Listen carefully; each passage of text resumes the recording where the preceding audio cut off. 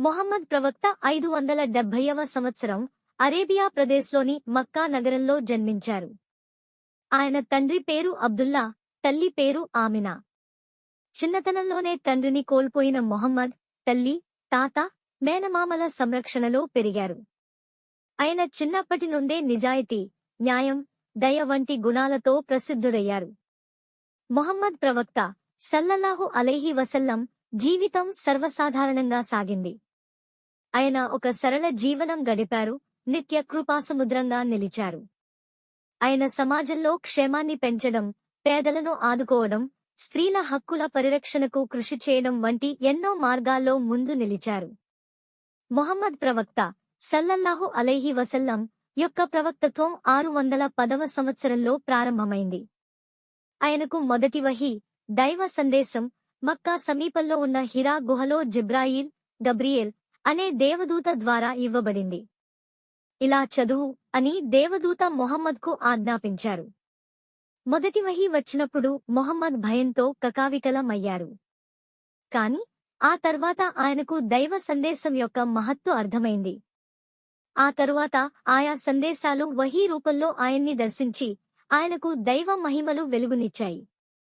మొహమ్మద్ ప్రవక్త సల్లల్లాహు అలైహి వసల్లం అనేక బాధలను, కష్టాలను తట్టుకుని సత్యాన్ని, ధర్మాన్ని ప్రకటించడం ప్రారంభించారు. అల్లా ఒకటే, అతను మాత్రమే నిజమైన దేవుడు అని ఆయన అందరికీ పిలుపునిచ్చారు. ఆయన సత్యప్రచారం మొదలైన తరువాత ఎన్నో ప్రతిబంధకాలు ఎదురయ్యాయి. మొహమ్మద్ ప్రవక్త సల్లల్లాహు అలైహి వసల్లం 622వ సంవత్సరంలో మక్కా నుండి మదీనా నగరానికి హిజ్రత్, వలస చేశారు. ఈ సంఘటన ఇస్లాం చరిత్రలో ముఖ్యమైన మలుపుగా నిలిచింది.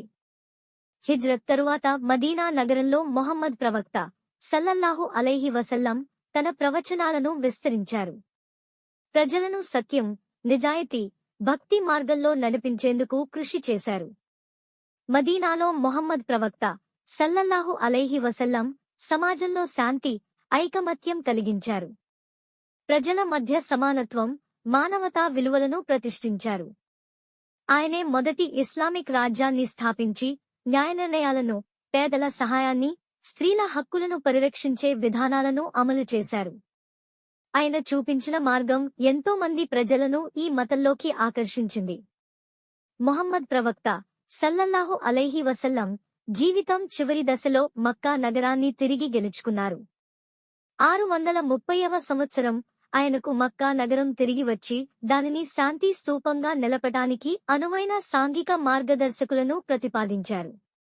మక్కా నగరం క్రమంగా పూర్తిగా ఇస్లాం మతానికి ప్రాతినిధ్యం వహించే విధంగా మారింది. మొహమ్మద్ ప్రవక్త సల్లల్లాహు అలైహి వసల్లం జీవితం 632వ సంవత్సరంలో ముగిసింది. ఆయన చివరి పిలుపు, విదాయ సందేశం, ఖుత్బతుల్ వదా అందించారు. ఈ సందేశం ద్వారా ప్రజలందరికీ ఒక ముఖ్యమైన సూత్రం అందించారు: సమానత్వం, న్యాయం, ఐకమత్యం మరియు దయ. ఇవన్నీ మానవాళికి ఆయన ఇచ్చిన అద్భుతమైన పాఠాలు. ఈ మార్గదర్శకాలను అనుసరించడం ద్వారా మనిషి ధర్మ బుద్ధిని, మానవతా విలువలను పెంచుకుంటాడు. ఇస్లాం మతం యొక్క ప్రాథమిక సూత్రాలు సత్యం, నిజాయితీ, ధర్మం మరియు భక్తి.